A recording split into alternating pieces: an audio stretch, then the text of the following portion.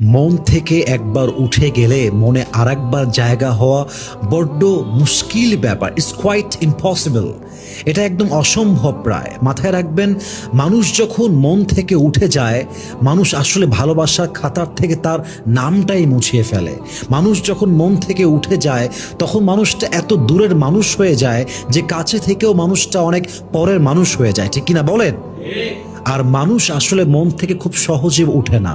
মানুষ মন থেকে তখন ওঠে মানুষ যখন আপনার বিশ্বাস নিয়ে খেলে। মানুষ আপনার মন থেকে তখন ওঠে যখন মানুষ আপনার ট্রাস্টকে ইস্যু করে ব্যবসা করে। মানুষ আপনার মন থেকে তখন ওঠে যখন মানুষ আপনার ভালোবাসাকে সবচেয়ে সস্তা হিসেবে গ্রহণ করে। ঠিক কিনা বলেন? যে যেমন তাকে তেমন মূল্যায়ন করা উচিত। আমাদের সমাজের বাস্তবতা হচ্ছে, আমাদেরকে কেউ ভালোবাসলে তাকে আমরা দুর্বল ভাবি, কেউ ট্রাস্ট করলে ট্রাস্টকে ইস্যু করে আমরা বিজনেস করি। It's really wrong idea, really misconception. আপনার উচিত যে আপনাকে ভালোবাসে তাকে তার ভালোবাসা অনুযায়ী তাকে সেই সম্মানটা দেওয়া, সে যেটা ডিজার্ভ করে এটা বুঝায় দেওয়া। এটার নামই হচ্ছে ইসলাম। ঠিক কিনা বলেন?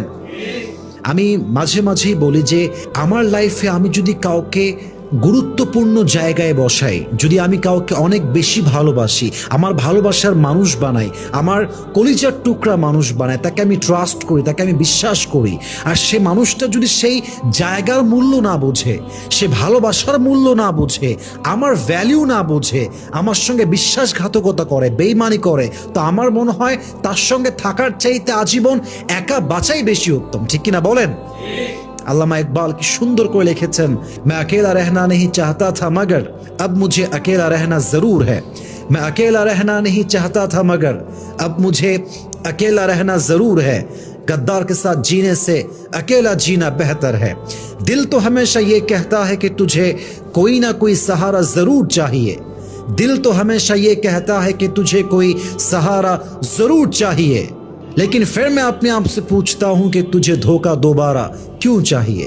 আমার মনে হয় যে একজন বিশ্বাসঘাতকের সঙ্গে বাঁচার চাইতে আজীবন একা বাঁচা হাজার গুণ বেশি উত্তম। ঠিক কিনা বলেন? আর একটা কথা বলে আমি আমার এই টপিকটা শেষ করতে চাই। সেটা হচ্ছে, দেখেন, পৃথিবীতে আসলে একা কেউ বাঁচতে চায় না। Nobody in this world wants to survive alone. এই পৃথিবীতে একা কেউ থাকতে চায় না। সবাই একজন লাইফ পার্টনার চায়, সবাই একজন বিশ্বস্ত মানুষ চায়। কিন্তু মানুষ যখন দেখে যে আমার জীবন সঙ্গী, আমার ভালোবাসার মানুষ, আমার বিশ্বস্ত মানুষ, যাকে আমি সবচাইতে বেশি ভালোবেসেছি, সে একটা নিমক হারাম, সে একটা বেঈমান, সে একটা গাদ্দার, সে একটা মিথ্যাবাদী, এটা দেখা